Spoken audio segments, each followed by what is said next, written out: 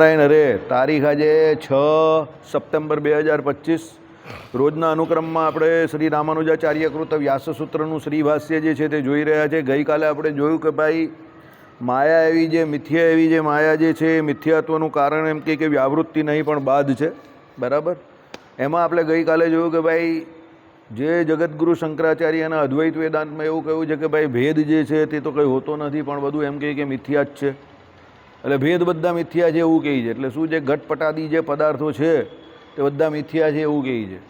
તો એના ખંડનને વિશે રામાનુજાચાર્યએ કહ્યું કે ભાઈ ઘટ જે પદાર્થ છે તે અને પટ જે પદાર્થ જે છે તે બંને જ્ઞાનમાં વિરોધ હોય તો એમ કે વાદ્ય બાધક ભાવ સિદ્ધ થાય. એટલે ઘટ પદાર્થને એટલે કહેવાનો મતલબ શું છે, રજ્જુમાં તમને સર્પની ભ્રાંતિ થાય તો પછી લાઇટ ચાલુ કરીને તમે પછી એને રજ્જુ તરીકે જોવું તો બંને જ્ઞાનમાં વિરોધ હતો તો વાદ્ય બાધક ભાવ સિદ્ધ થાય. લાઇટ ચાલુ હોય ને દોરી દોરી જ દેખાતી હોય તો પછી વાદ્ય બાધક ભાવની જરૂર જ કા છે? તો પછી રજ્જુ પણ અલગ છે અને સર્પ પણ અલગ છે. એમ દુનિયામાં આ બધા જે વ્યક્તિઓ જે છે બધા અલગ અલગ છે, તો ભેદ તો સિદ્ધ થાય જ છે ને. એટલે શું કહ્યું અહીંયા આપણે ગઈકાલે આપણે જોતા હતા કે ભાઈ તો પછી અત્રે બાધ્ય બાધક ભાવ સી રીતે થરે? બાધ્ય બાધક ભાવ જેવું કંઈ હોતું જ નથી. અથવા તો તેની અમુક ઠેકાણે વ્યાવૃત્તિ એટલે અભાવ છે, તેથી તેની બીજે ઠેકાણે પણ વ્યાવૃત્તિ એટલે અભાવ છે તેમ કેમ કહેવાય? બરાબર. એટલે ઘટ તે ઘટ નથી અને માટે ઘટ તે ઘટ નથી એમ કેમ કહેવાય? એટલે ઘટ તે પટ નથી માટે ઘટ તે ઘટ નથી એમ કેમ કહેવાય? એટલે કહેવાનો મતલબ શું છે, મિથ્યાત્વવાદીઓ તો ઘટ તે પટ નથી એટલે ઘટ અને ઘટની પટ થકી વ્યાવૃત્તિ છે એટલા ઉપરથી એમ કાઢવા માગે છે કે ઘટ તે ઘટ નથી, પોતા થકી પણ એની વ્યાવૃત્તિ છે અર્થાત મિથ્યા છે. એટલે આ લોકો એવું કહે છે અદ્વૈતીઓ કે બધું મિથ્યા છે. હવે એક પદાર્થ અશોકભાઈ છે તે જીગર નથી, તો જીગર છે તે અશોકભાઈ નથી. બરાબર છે, પણ જીગર તો જીગર છે જ ને, અને અશોકભાઈ તો અશોકભાઈ જ છે ને. તો અશોકભાઈની કા વ્યાવૃત્તિ થઈ? વ્યાવૃત્તિ એટલે એનો અભાવ. સમજો કે જીગરની કા વ્યાવૃત્તિ થઈ? જીગર છે તો જીગર તો છે જ ને. જીગર અશોકભાઈ નથી તો તમે એ જીગર અશોકભાઈ નથી એટલે તમે અશોકભાઈની વ્યાવૃત્તિ જીગરને લઈને કરી, અને અશોકભાઈ જીગર નથી તો તે બંને એકબીજાની કેમાં એમાં બંનેને જ્યારે બંનેની સાપેક્ષતામાં વાત કરો ત્યારે એકબીજાની સાપેક્ષતામાં વાત કરો ત્યારે આ વાત નક્કી થઈ છે. બાકી વ્યક્તિ તરીકે જીગર પણ છે અને વ્યક્તિ તરીકે અશોકભાઈ પણ છે. જ્ઞાનમાં વિરોધ નહીં હોય તો આ ભાઈ જુદા છે અને આ ભાઈ જુદા છે, તો આપણે કોઈ દિવસ એવો ડાઉટ થોડો જાય છે કે આ ભાઈ અહીંયા બેઠેલો જ તે છે કે નથી, કે આ ભાઈ અહીંયા બેઠેલો જ તે છે કે નથી, કે એ મિથ્યા છે, કે આ કાકા અહીંયા બેઠેલા જ તો છે કે નથી. હમણાં સવાલ પૂછીશ તો ફટ દઈને 74 વર્ષે જવાબ આપશે. એટલે વિજયભાઈ કહે હાલા 74 વર્ષે કાકાનું મગજ જોરદાર ચાલે છે. બરાબર છે ને. તો પછી જવાબ આપે છે, તત્વજ્ઞાનના જવાબ આપે છે, તો પછી એ છે કે નહીં એવો ડાઉટ કાઢી જાય. સમજો. એટલે અદ્વૈતીઓની એ વાત કેવી છે કે ભાઈ બધા પદાર્થો જગતમાં કે વસ્તુઓ જે કંઈ છે તે મિથ્યા છે, એ વાતમાં કંઈ માલ નથી. બરાબર. જે છે તે તો છે જ ને. બરાબર. એટલે શું કહ્યું કે ભાઈ એવું કંઈ છે નહીં. રજ્જુ સર્પાદિક તે તો રજ્જુ સર્પાદિકમાં તો તેજ દેશ અને તેજ કાર સાથે સંબંધ ધરાવનાર તરીકે સર્પનો અભાવ પ્રતીત થાય છે. સમજો. એટલે શું કહ્યું, કોઈ કહે છે કે પહેલાં સર્પ પ્રતીત થતો હતો અને હવે એનો અભાવ પ્રતીત થાય છે, તો બંને એક જ કાળ ક્યાં છે? આનો ઉત્તર એ છે કે સર્પનો અભાવ પાછળના કાળ માટે પ્રતીત થતો નથી, પણ પહેલાં સર્પ જણાતો હતો તે કાળે પણ સર્પનો તો અભાવ જ હતો એમ પ્રતીતિ થાય છે. આ પ્રમાણે તે જ કાળે તાત્પર્ય સમજવાનું છે. કોઈ કહે કે ભાઈ પહેલાં સર્પની પ્રતીતિ થતી હતી અને પછી લાઇટ ચાલુ કરી પછી સર્પની પ્રતીતિ ન થઈ તો બદલાઈ ગયું ને. અરે ભાઈ પણ પહેલાં પણ સર્પ હતો કા? પણ આ તો જીગર છે. સમજો. એ તો તમને સર્પની ભ્રાંતિ થયેલી અંધારાને લઈને ને દ્રષ્ટિ દોષ હતો, અને પછી તમને જે રજ્જુ દેખાય એટલે દોરી દેખાય તે કેમ દેખાય? પ્રકાશ થયો એટલે દેખાઈ ગઈ. પણ અહીંયા થોડું એવું છે. અહીંયા તો આ જીગર છે તે જીગર જ છે, અશોકભાઈ છે તો અશોકભાઈ જ છે. તો અહીંયા બાધક બાધક ભાવ બાધ્ય બાધક ભાવ આવતો જ નથી. એટલે જે પદાર્થ જે છે તે બધા અલગ અલગ પદાર્થો દુનિયામાં છે અને એને તમારે સ્વીકારવા પડે. એટલે તમે જે કહ્યું એ પ્રમાણે પરિવર્તન સંસારનો નિયમ છે, એમ વિવિધતામાં એકતા એ પણ આપણા ભારત દેશનો નિયમ છે અને એને સ્વીકારીને ચાલવું પડે. અહીંયા તમે સાઉથમાં જાઓ તો એન્ડ પેન્ટી કેન્ડી વેલ્લે બેટે કપ હું એંગુ પેંગુ ચેંગુ ગેંગુ બેંગુ એવી ભાષા આવે. ઉપર જાઓ તો યાર પંજાબ દ પુત્ર ઇધે કહા કર ઉત્તર એમ કરીને એવી રીતે ભાષા ચાલુ થાય. સમજો. અને અહીંયા ગુજરાતમાં બેઠેલો હોય તો કેમ છો બંગાળમાં જાઓ તો મને રસોગુલ્લો બીસો ને મીઠો. બરાબર. તો એ વિવિધતા છે ને. આ બધા બંગાળીઓ અહીંયા આવી ગયેલા, તેને કેવું પેલા એક બંગાળીને કહું તો બિચારો કલકત્તા ગયો, તારી રસગુલ્લા લઈ આવ્યો મારા માટે, બોલો આટલું બોલવાથી લઈ આવ્યો. હવે તમે કહ્યું ને પેલા આમને આમ જ ચાલે છે, હસવાનું જ નહીં, બસ હવે તો સ્વામિનારાયણ ભગવાન ઓળખાય એટલે હસવાનું પણ બંધ. અરે સ્વામિનારાયણ ભગવાન ઓળખાય એટલે હસવાનું બંધ, એ કેવી વાત મેં કહું. બસ સ્વામિનારાયણ સિવાય બીજા કોઈને માનવાના નહીં ને એ ભગવાન એવા ઓળખાય કે બસ એનો હસવાનું બંધ, આમને આમાં નક્કર જ રહેવાનું. તો પછી આ પહેલો માણસ જો જેને ભગવાન ઓળખાયા પછી હસવાનું બંધ કરી દીધું, બરાબર. તો એ ભગવાનમાં તો ખામી હોય નહીં, તો ખામી કોનામાં છે? ઓળખનારામાં ખામી અને ઓળખાવાવાળામાં ખામી. કે જેણે ઓળખાઈ હોય એણે ઓળખાવતી વખતે એવું કહેલું કે હવે તને ભગવાન ઓળખાયા, આજથી એકદમ ધીર ગંભીર મુદ્રામાં રહે છે, હસના મના હે. એટલે પેલો માણસ હતો, માણસમાંથી કેવો થઈ ગયો? એ કૂતરો થઈ ગયો, કારણ કે કૂતરો કોઈ દિવસ હસે નહીં, જોજો રડતો જ હોય કરતો. એટલે એ માણસ હતો હિદે હિદો, એને હસતા આવડતું હતું, એ કેવો થઈ ગયો? કૂતરો થઈ ગયો, રડતો થઈ ગયો. એને કહીએ કારણ શું છે? તો કે સ્વામિનારાયણ ભગવાન ઓળખાયા ને એટલે બસ ધીર ગંભીર મુદ્રામાં આમને આમ જ ચોટલી ઊંચી થઈ, વાતે વાતે ચોટલી ઊંચી થઈ જાય. અરે ભાઈ ચોટલી કાં ઊંચી કરે છે? શાંતિથી જે છે એનો સ્વીકાર કરીને આગળ વધ, બરાબર. આપણે ત્યાં નારાયણ મુનિદેવના થાળમાં તમને જણાવવા માટે કહું છું, બધાને ખબર જ હશે, રોજ લાડુ ભજીયા મુકાય. અને મારા બાપુજી અને અમારા વડવાઓ એવું કહેતા હતા કે એક બ્રહ્મચારીએ 3 દી ભૂલી ગયા, ના મૂક્યા, એટલે આળસ હશે કે જે હશે તે.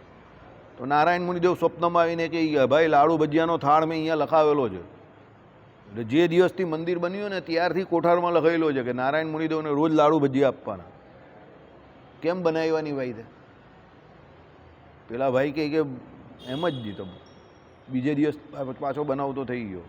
હવે આપણા સુરતના મુખ્ય દેવ એ લાડુ ભજીયા ખાઈને મોજ કરે છે, તો પછી તમે હું કામ જીવ બાળો છો? તમે હું કામ જીવ બાળો છો આમને આમ કરીને? ભાઈ જે ખાવા લાયક છે ખા ને. પેલો એક ભાઈ કે ચાતુર્માસમાં જમરૂક નહીં ખવાય, એમાં બિયા બહુ આવે. મેં કહું ભાઈ આ કાથી લાવ્યો હતું? તો પછી પરવરમાં બી બિયા બહુ આવે, સીતાફળ બી આખું બિયાનું જ બનેલું છે, બધા ઘણા બધા ફળો છે, ફ્રૂટ છે, તો બધા બિયા બહુ આવે બધામાં. સત્સંગીજનમાં જમરૂક નહીં લઈ ગયું, બિયાવાળા લખેલા છે, એ પૂછી લીધું તે મેં. હવે બિયાવાળું તો ઘણું બધું આવે છે, તો બધું બંધ કરી નાખવાનું. પરવળમાં બી આવે તો પરવળ ખાઈ જ ને બધા. હે કંકોડામાં બી આવે છે, કંકોડા આ સિઝનમાં આવે, એની આ સિઝન છે. પપમ બી આમાં તો એ બિયા જ છે ને, એમાં તો કેમ નહીં ખાતું? કેમ એ છોડતા નથી? બધી ખોટી ખોટી બધી વાત, બધું નહીં ખાવાનું, નહીં બધું આ નહીં ખાવાનું, પેલું નહીં ખાવાનું. અરે ભાઈ જે નથી લખ્યું એ નહીં ખા ને, બધું નવું નવું કેમ લાવે? રીંગણા નહીં ખવાય, એ તો લખેલું છે કે રીંગણા નહીં ખવાય, ગાજર નહીં ખવાય, એટલે મૂળા નહીં ખવાય. એ ગાજર બી ખવાય, મૂળા નહીં ખવાય. ઓલો કે ગાજરમાં દ્રષ્ટિ દોષ છે, તો એમ તો બધામાં જ દ્રષ્ટિ દોષ છે. બોલો, દુનિયામાં જે વસ્તુ જો એમાં દ્રષ્ટિ દોષ છે. પેલા એક ભાઈને મેં અહીંયા કીધું કેળું, તે કે કેળું ગાઢ છે. તો પછી મેં કહું કે રસ્તામાં જાય તો તું એને એમ કહીશ કે મને આ ગાળ ખાવા આપજે નહીં જરા, 1 ડઝન ગાળ આપજે નહીં. અલા બધા હરિભક્તોની કંઈ કેવી ખોપરી ચાલે છે, એમ હાવ નેગેટિવ નકારાત્મક ખોપરી બહુ સારી ચાલે. પોઝિટિવ ખોપરી, તમે બજારમાં કેળા લેવા જાઓ તો શું કહો? ભાઈ 1 કિલો 1 ડઝન કેળા આપજો. તમે એમ જ કહો ને, એમ કહો કે 1 કિલો ગાળ આપજો કે 1 ડઝન ગાળ આપજો. પેલો કે ભાઈ તને શું કામ ગાળ આપું ખાલી ખાલી? ના ના, મને આપની હકીકતમાં એને એવું કહેવા લાયક જ હોય, કારણ કે એ ગાળ ખાવાને જ લાયક છે. પાછો પૈસા આપે ગાળ ખાવાના, એટલે હું તને પૈસા આપું તું મને ગાળ દે. જબરી જબરી નોટ છે, બસ એ દ્રષ્ટિ દોષ છે. અરે ભાઈ કેળા વર્ષોથી ઠાકોરજીને થાળમાં ધરાવાય છે, ગાજર બી વૈષ્ણવ સંપ્રદાયમાં ના પાડેલી છે. આપણે ત્યાં ઠાકોરજીના થાળની અંદર તરબૂચનું પણ વર્ણન આવે છે, તો પેલો કે આ પણ નહીં ખવાય, પેલું પણ નહીં ખવાય. અરે ભાઈ જેને ખાવા દે નહીં, જે ના પાડી જેની ના પાડી. હમણાં આ વખતે કંઈ ચાતુર્માસમાં નવું લઈ આવ્યા, જમરૂક નહીં લાવવાનું ખાવાનું છે. આવડું રોજ રોજ નવું નવું હોય, પછી એક દિવસ તમે લોકો કહો કે કોઈ કિસી દિન કોઈ કહે દેગા ખાના પીના ही છોડ દે, એટલે પછી જંગલમાં જઈને ઘાસ ખાવાનું. અને પાછા કહેતે બી દીવાને ને સુનતે બી દીવાને કેવા છે, લોકો માની પણ જાય છે. બોલ, એ મને બહુ નવાઈ લાગે છે, લોકો માની જાય પાછા. સત્સંગી જીવનમાં કાં લખ્યું જમરૂક નહીં ખાવાનું? પાછા મને કહેવા આવ્યા પાછા સત્સંગી જીવનમાં લખેલું છે, હું જમરૂકનું લખેલું છે. એ કહી ના બિયાવાળા ફળનું લખેલું છે. બિયાવાળું તો બધું બહુ આવે છે, કાં બધું છોડી દઈશ તું? તો જમરૂક કેમ છોડી દીધું ભાઈ? એટલે બધું નવું નવું રોજ ઘુસાડે, રોજ નવું નવું ઘુસાડે. આમાં આમાં શું હોય, આમાં એવું હોય કે મારે મારું કંઈક વિશેષ મહત્ત્વ બતાવવું હોય ને તો મારે તમને કંઈ વિશેષ બતાવવું પડે.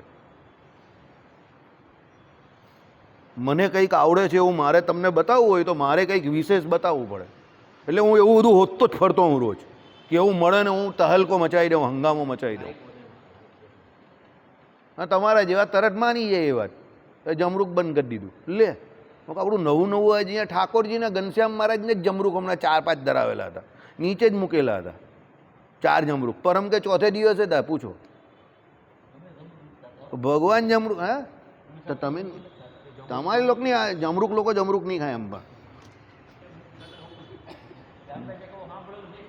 એ સાંભળેલું જ છે ને, તો એ જ તો તકલીફ છે. સાંભળેલું જ છે ને. કાલિંગડું ખાવાની ના પાડી છે. કાલિંગડું અહીંયા બેઠેલા 10% લોકોએ જોયું હશે, બાકીના એ જોયું પણ નહીં હશે સત્સંગી જીવન. કાલિંગડું કોઈ જોયું છે? કાલિંગડું ખાવાની સત્સંગી જીવનમાં ના પાડી, ચાતુર્માસમાં મૂળો ના પાડી, મોગરી ના પાડી, કોઈ નહીં ખાતું. કોણ ખાય છે? રીંગણા તો કોઈ ખાતું નથી, મોટા હોય નાના હોય. તો બધું ખાલી ખાલી શું કામ છોડવાની વાત કરો છો? જે નથી ખાઓ, જે છોડવાનું નથી એને શું કામ છોડો છો? 8 નિયમ લખેલા જ ચાતુર્માસના, ભગવાન વિષ્ણુને લઈને. નિયમ ભજન કરો, ફોકસ તમે ભજન પર કરો. આ બધી ફાલતુ જગ્યા પર શું કામ સમય બગાડો છો? ને મને અત્યાર સુધી એ સમજ નહીં પડે કે તમને લોકોને ખબર નહીં પડતી કે સામે વાળો એની પ્રોડક્ટ વેચવા આવ્યો જ તમારી પાસે. તો તમે લોકો હું અનાજ ખાઉં છું કે ઘાસ ખાઉં છું? કોઈ કંઈ બી વેચવા એટલે હું વેચી એનો માલ વેચીને ચાલ્યો જાય તમારી પાસે એવું? રોજ પ્રસાદમાં તો અહીંયા આવે છે જમરૂક. તો કોઈએ કીધું કે નહીં ખાવાનું એટલે બધાએ બંધ કરી દીધું. જમરૂક નહીં આપતો. મેં અહીંયા જોયું સભામાં, મેં કોઈ નવો બંધ ચાલુ કર્યો પાછો, બોલો કોઈ જમરૂક નહીં આપતો. તો કેમ? ચાતુર્માસમાં ના પાડી છે. મેં એવું ઘનશ્યામ માં તો જમરૂક ખાય છે, એના હાથમાં બી જમરૂક હોય જ ઘણી વખત. તમે લોકો યાર કોઈ કંઈ પણ આપે વેચો એટલે વેચાતું લઈ લેવાનું. પેલો કંઈ બિયાવાળું છે એટલે એ બતાવ્યું એટલે નહીં ખાવાનું. હવે બિયાવાળું બધું બહુ આવે છે, એના ઘરમાં આરામથી પરવણનું શાક ખાતો હોય, તે કંઈ બિયા કાઢીને ખાતો હોય. તો આપણે જમરૂક નહીં બિયા કાઢી નાખવાના બસ. અમે લોકો યાર કંઈ હાવ બસ. મને છે ને અમુક વખતે આમ એવું આમ કોઈ તમારા લોકોનું મેન્ટલ બેલેન્સ છે ને એ કંઈ મજબૂત જ નથી એમ. તમને લોકોને કેટલી વાર કહ્યું કે મગજથી બહુ મજબૂત રહેવાનું એમ, સમજો. બહુ weak mind people, very weak એમ. તમારા ઓલા મગજ બહુ નબળા છે, હકીકતમાં બહુ નબળા મગજ છે. ભારત દેશ ઉપર છેલ્લા 2000 વર્ષથી લોકો રાજ કેમ કરે છે ને એ મને હવે ખબર પડી. મને પહેલાં એવું લાગતું હતું કે યાર આવું કેવી રીતે બની શકે કે આટલા બધા વર્ષો સુધી ભારત પર લોકોએ રાજ કર્યું. પણ પછી અહીંયા મંદિરે આવ્યો ત્યારે મને ખબર પડી કે ના ના, આ લોકો પર તો રાજ જ થાય. આ લોકોને ડીફણા જ મરાય. આ લોકોને એ લોકોની સારી વાત સમજ નહીં પડતી. આ લોકોને ગુલામીની ભાષા જ સમજ પડે છે.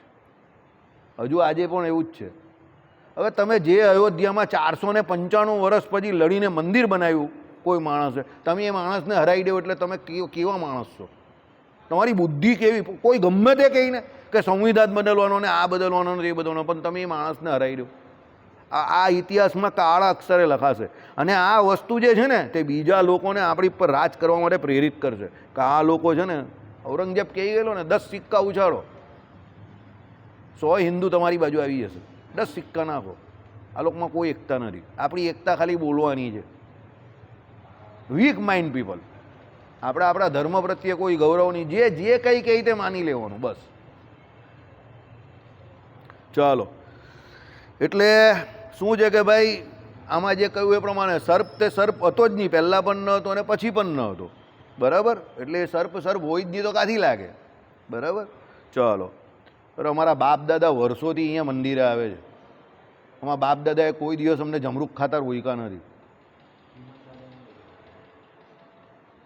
આ વર્ષે મેં પહેલી વખત જોયું લોકો અહીંયા પેલો પ્રસાદ આવે એમાં ખાતા બંધ થઈ ગયા. હવે એ તો જે કહેતો એ તો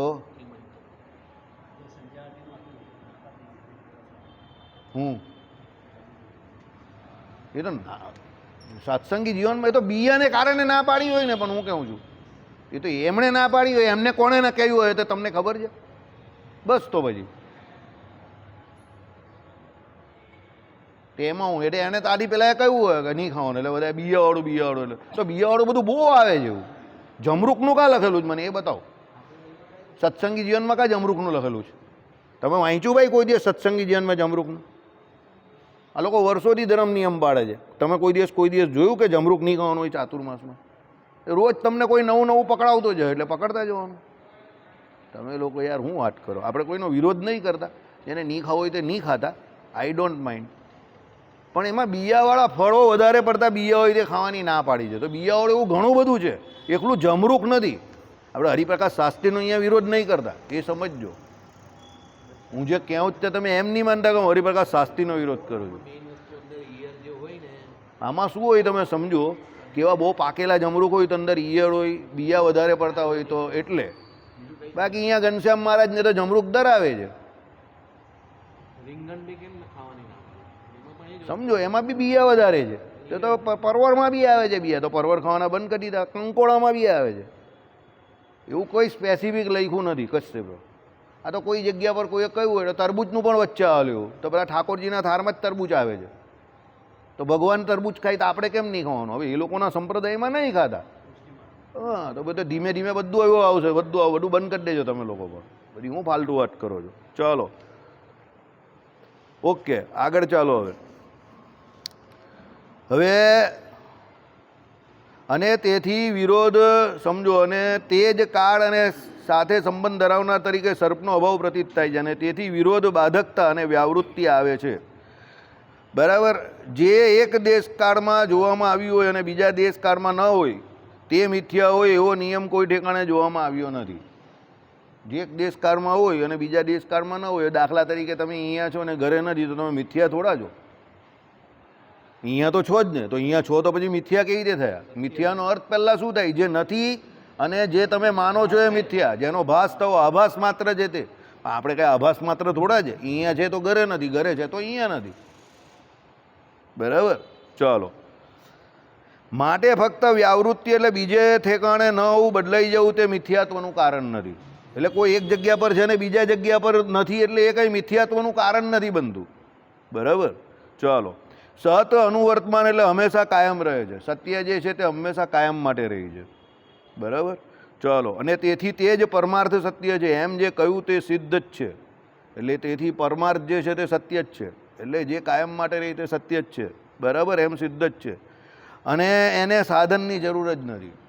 બરાબર. એટલે એને કોઈ સાધનની જરૂર નથી. હવે આપણે જે અહીંયા ચર્ચા કરીએ એની બીજે કશે ચર્ચા કરવા પાછા નહીં જતા. બધા આપણે તો પાછા ચર્ચા બહુ કરવા જાય. એટલે એ મુદ્દાને કંઈ બહુ તમારે નહીં ખાવો હોય તો નહીં ખાતા, આઈ ડોન્ટ માઇન્ડ. પણ હું તો ખાઈશ, હું તો ખાવ જ છું. બરાબર છે. હા, અને હું ચોખ્ખી વાત કરું જ તમને. પણ તમારે નહીં ખાવું હોય તો નહીં ખાતા. હું વીક માઇન્ડ પીપલ બનવા મને ગણતરી કરવા માંગતો. એવી કોઈ ગમે એવો માણસ આવે ને મારી પાસે, હું તમે કહું કે કોઈ પણ કહીને હું એવી રીતે નહીં માની જાઉં. મને બતાવતું પહેલાં કે એ જ લખેલું હોય. જમરૂક ન ખાયું એવું લખેલું હોય તો હું નહીં ખાવા. હું અહીંયા ભૂલ કબૂલી લેવા. એવું લખેલું હોવું જોઈએ કે જમરૂક નહીં, બિયાવાળા નહીં ને એવું બધું નહીં. એવા તો બધા બહુ બિયાવાળું બધું બહુ આવે છે. તો બધું થોડું બંધ કરી દેવાય ગઈ. અને કરવું હોય તો ભાઈ બધું બંધ કરી દેવું, કોણ ના પાડે? એવું લખેલું હશે જમરૂક નહીં ખાવાનું તો આપણે હા ભાઈ વાત સાચી છે, તો આપણે નહીં ખાવું ભાઈ જમરૂક નહીં. આપણે અંબિકા કેટલા જમરૂક ખાઈ જતા હું 4 મહિનામાં, 4 જમરૂક, 5 જમરૂક, 10 જમરૂક સમજો. પણ એક વાત તમને નક્કી કહી દઉં કે આ છે ને લોકો પોતપોતાનું બતાવવા માટે બધા ગોલીઓ છોડ્યા કરે છે. આ નહીં કરું, પેલું નહીં કરું, ફલાણું નહીં કરું, ઢીકણું નહીં કરું. એ તરબૂચનું પણ આગળ આવેલું હોય છે. પછી એ કંઈ ચાલી નહીં એ પ્રોડક્ટ, એટલે ઉડી ગઈ. એટલે આ નવી પ્રોડક્ટ ઘુસાડી. હે હા બસ. એટલે શું છે કે ભાઈ બધા આમાં શું છે, બધા મંદિરમાં બી બધા પોતપોતાની પ્રોડક્ટ વેચવા આવે છે. તમે સમજો એને.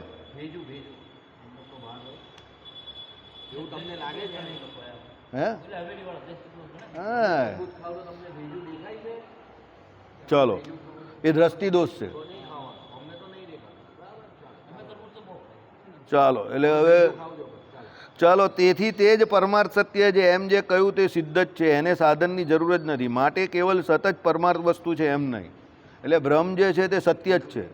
અને બ્રહ્મ સિવાય બીજા જે પદાર્થો જે છે અહીંયા તે પણ બધા આપણે તો સત્ય જ છે. કારણ કે રામાનુજ વેદાંતમાં તો માયા પણ સત્ય છે, એનું કાર્ય નાશવંત છે, પણ જે છે તે તો છે જ ને. બરાબર છે. હવે જે એમનું એમ કહેવું છે કે અનુભૂતિ માત્ર જ સત્ય છે, તો અનુભૂતિ નહીં, બ્રહ્મ પોતે પણ સત્ય જ છે, એની અનુભૂતિ જ થાય છે એવું નહીં થતું. આપણે તો ભગવાનને પણ સત્ય જ માનીએ છીએ અને એ ભગવાનની પણ અનુભૂતિ થાય છે. આપણે એવું નહીં કે ભાઈ એકલા આપણે બેઠેલા હોય જેને શાંતિથી ભગવાનનું ભજન કરતા હોય તો આપણે જે શાંતિ થતી હોય તે ભગવાનની અનુભૂતિથી જ આપણે શાંતિ થાય જ ને, બરાબર. એટલે આવી બધી ઘણી બધી બાબત જે છે તેનો અહીંયા હા. બીજી એક વાત કે મિથ્યાત્વનો અર્થ પહેલાં સમજી લો. મિથ્યા એટલે જેનો દુનિયામાં એક્ઝિસ્ટન્સ નથી, જે આ દુનિયામાં છે જ નહીં, અસ્તિત્વ વગરનું જે છે, જે તમે માનો છો એ મિથ્યા છે, સમજો. પણ જે અસ્તિત્વવાળું છે એને કોઈ દિવસ મિથ્યા નહીં કહેવાય. દાખલા તરીકે પેલો જાદુગરની માયા ફેલાવે તે મિથ્યા વસ્તુ છે, કારણ કે એ તમને એવું દેખાડે છે કે જે હોતું નથી, તો એ મિથ્યા છે, બરાબર. પણ વસ્તુતા એવું કંઈ હોતું નથી, બરાબર. કારણ કે કહેવાનો મતલબ શું છે, જગતગુરુ શંકરાચાર્યના અદ્વૈત વેદાંતમાં આ પ્રમાણે છે. શું કહ્યું છે કે ભાઈ જે કંઈ તમને બધું જગતમાં ભાસે છે તે બ્રહ્મ સત્ય, જગત મિથ્યા, બરાબર. પણ રામાનુજાચાર્ય ના પાડે છે જગત મિથ્યા નથી.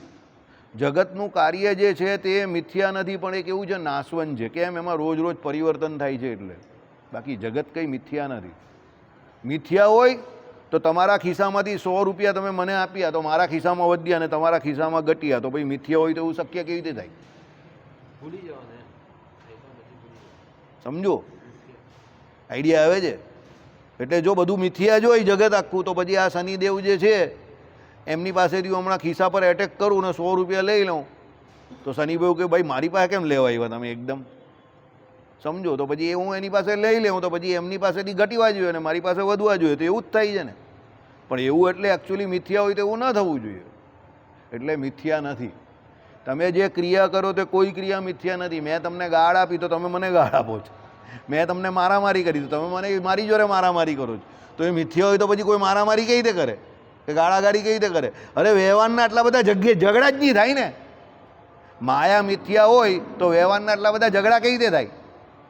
ઝઘડા તો માયાના જ છે, ભગવાનના તો કોઈ ઝઘડા છે નહીં. એટલે રામાનુજાચાર્યની વાત આ એકદમ પરફેક્ટ છે કે ભાઈ જગત મિથ્યા નથી, નાશવંત ભલે હોઈ શકે, બરાબર. ચાલો, હવે અનુભૂતિ પણ અનુભવનો વિષય બને. સાચી વાત છે ને, અનુભૂતિ જે હોય તે અનુભવનો વિષય બને છે, બીજું કંઈ બનતું નથી. કારણ કે તમને જે વિષય પ્રત્યક્ષ જોયો હોય તેની પછી તમને અનુભૂતિ થઈ હોય એ જ તમારો અનુભવ થાય ને. અનુભૂતિ તમને કોની હોય? પ્રત્યક્ષની હોય. અને જેની અનુભૂતિ થઈ પછી એ જ તમારો અનુભવ બને. જે વસ્તુ પ્રત્યક્ષ તમે જોઈ નથી, જેની તમને અનુભૂતિ નહીં થઈ, એનો તમને અનુભવ પણ નહીં થવાનો. અનુભવ કોનો થવાનો? જેની અનુભૂતિ થાય એનો જ થાય, બરાબર. દાખલા તરીકે જે પરણિત છે એને પત્નીની અનુભૂતિ પણ થાય અને એનો અનુભવ પણ થાય. પછી એ બંને પ્રકારના અનુભવ હોઈ શકે, પોઝિટિવ નેગેટિવ બંને પ્રકારના. પણ હવે અમારા જેવા હોય એને કોઈ અનુભવ જ નથી, અનુભૂતિ પણ નથી ને અનુભવ પણ નથી. એટલે અમે લોકો શું હોય કે તમારી અનુભૂતિ અને અનુભવ પરથી શીખીએ કે ભાઈ પેલો કહી ને સામને કોણ સા બટન હે, हाँ कौन सा बटन है? लाल बटन है. पेलो कहीं दबा दिया, नहीं दबाना था, બરાબર. એટલે અમે લોકો આવી રીતે જ પૂછીએ તમને કે ભાઈ આ લગ્ન કરવાના, તમે લોકો નહીં કરના હતા, એટલે અમે લોકો એમાં પડીએ નહીં, સમજો, બરાબર. એટલે અનુભૂતિ જે કોઈ છે તે પ્રત્યક્ષની થાય તમને, જ્યારે એનો પ્રત્યક્ષ અનુભૂતિ થઈ કોઈની પણ, એ જ તમારો અનુભવ બને. હવે એ પરથી તમે નક્કી કરો કે એ પોઝિટિવ છે કે નેગેટિવ છે, એની ઉપર તમે તમારા આગળનો કાર્યક્રમ નક્કી કરો, સમજો. કે એ ભાઈ જોડે તમારે વ્યવહાર રાખવો કે વ્યવહાર ન રાખવો. કારણ કે તમારો જે પ્રમાણનો અનુભવ હોય એ પ્રમાણે જ તમે આગળ વધો ને, સમજો, બરાબર છે. એટલે આમાં શું કહ્યું? અનુભૂતિ અને સતના વિશેષ એટલે અમુક સત, ઉદાહરણ, ઘટપટ વચ્ચે વિષય વિષયી ભાવ સંબંધ હોવાથી એ બેનો ભેદ પ્રત્યક્ષ સિદ્ધ છે. શું કહ્યું તે સાંભળો. અનુભૂતિ અને સતના વિશેષ એટલે અમુક સત એટલે ઉદાહરણ, ઘટપટ વચ્ચે વિષય વિષયી ભાવ સંબંધ હોવાથી એ બેનો ભેદ પ્રત્યક્ષ સિદ્ધ છે. હવે સમજો અહીંયા વિષય વિષયી ભાવ એટલે શું થયો? વિષય વિષયી ભાવ એટલે શું થયો? એક વિષય છે ને એક એનો વિષયી છે, એટલે કર્તા અને કર્મ બંને ભાવ સિદ્ધ થયો તો કર્તા અને કર્મ બે છૂટા પડી ગયા, તો કર્તા અને કર્મ બે છૂટા થયા, જુદા થયા, તો ભેદ તો સિદ્ધ થઈ ગયો ને. કર્તાને તમે કર્મ નહીં કહી શકો ને કર્મને તમે કર્તા નહીં કહી શકો. તમારે કોઈ પણ કર્મ કરવું હોય તો એના માટે કર્તાની જરૂર તો પડે ને. તો કર્તા વાસ્તવિકતામાં કર્મ કરનારો છે, કર્તા એ કર્મ પોતે નથી. સમજો, તો કર્તા કોણ છે? કર્મ કરનારો છે. તો એના દ્વારા જે કોઈ કર્મ થાય છે તો એ કર્મ જે છે તે એના દ્વારા થાય છે. તો વાસ્તવિકતામાં કર્તા અને કર્મ બે જુદા છે, કર્તા દ્વારા કર્મ થાય છે. બરાબર? એટલે વિષયી અને વિષયી સંબંધોથી બેનો ભેદ પ્રત્યક્ષ સિદ્ધ છે. સાંભળો, સત વિશેષ એ વિષય, અનુભૂતિ એ વિષયી, સામાન્ય સત કેવલ સત તો કોઈ પદાર્થ જ નથી. એટલે સાંભળો, અહીંયા સમજવા જેવું તે સાંભળો. સત વિશેષ એ વિષય, બરાબર? જે કોઈ વિશેષ સત, જે અનુભૂતિ સત એટલે બ્રહ્મની અનુભૂતિ જે કોઈ થઈ તે એ શું છે? વિશેષ એ વિષય. એટલે એમાં જે કોઈ વિશેષપણું જે છે તે વિષય છે, કારણ કે બીજા જેવું કોઈના જેવું નથી.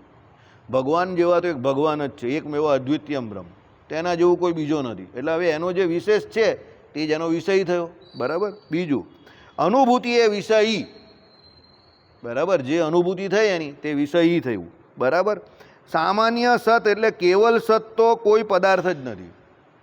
કેવલ સત એ લોકો જે કહે છે કે બ્રહ્મની અનુભૂતિ થાય તે તો કેવી રીતે અધ્ધર પધ્ધર છે, એની તો કોઈ વાત જ નથી.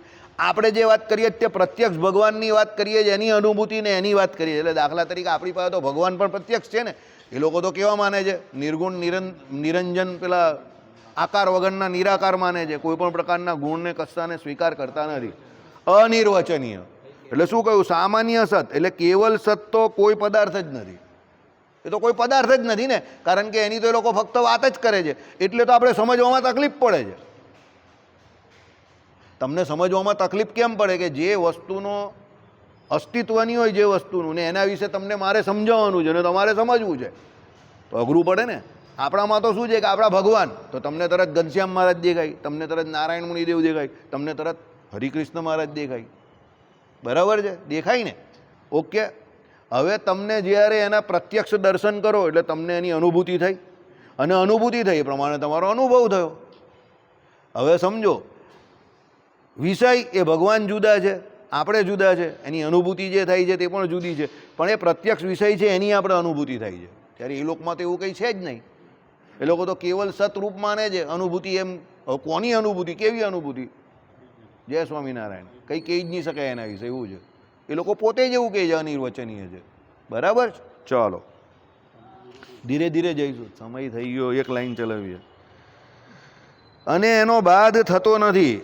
સમરો, અનુભૂતિ એ જે એકલી વસ્તુતઃ ખરી છે એમ કહેવું ખોટું છે. હવે એનો બાદ થતો નથી એટલે હું જોઈએ છીએ કે એક વિષય છે અને એક વિષયી છે. વિષયી અને વિષયી બંને એક જ વસ્તુ હોય તો નહીં જોઈ ને. વિષય અને વિષયી એટલે વિષય જે છે તે, અને વિષયી એટલે એને જાણનારો. હવે દાખલા તરીકે આપણે અત્યારે રામાનુજ વેદાંત કે આ શું કહેવાય શાંકર વેદાંત જોઈ રહેલા, તો રામાનુજ વેદાંત જોઈ રહેલા અથવા તો બ્રહ્મ જિજ્ઞાસા સૂત્ર, તો એ વિષય છે. તેને જાણનારા વિષયી કોણ? તો આપણે બધા. તો વિષય જે છે એનાથી વિષયી બધા જુદા છે ને. તો વિષય અને વિષય બધા જુદા છે, તો ભાઈ ભેદ તો સિદ્ધ થઈ ગયો ને આમ જ. સમજો, વિષય એ વિષયી નથી ને વિષયી જે છે તે વિષય નથી, તો ભેદ તો આમ જ સિદ્ધ થઈ ગયો. બરાબર? આમ આયા છે, એમ ટેકનિકલી આમ આયા છે, કારણ કે આ કાગળ છે અને એને જાણનારા આપણે કોણ છે? ચેતન છે. અને જેના વિશે જાણીએ છીએ તે કોણ છે? ચેતન છે પાછા, ભગવાન. પણ એને જાણવા માટેનો જે કાગળ છે તે કેવો છે? માયાનો બનેલો છે. તો ત્રણે ત્રણનો ભેદ તો સિદ્ધ થયો ને. માયાનો કાગળ, એની અંદર રહેલા ભગવાન, આપણે જીવ ને આપણી અંદર રહેલા ભગવાન, તો જીવ ઈશ્વરને માયા, ત્રણ તત્વ સિદ્ધ થઈ ગયા. બરાબર? એટલે ભેદ જે છે તે સિદ્ધ છે.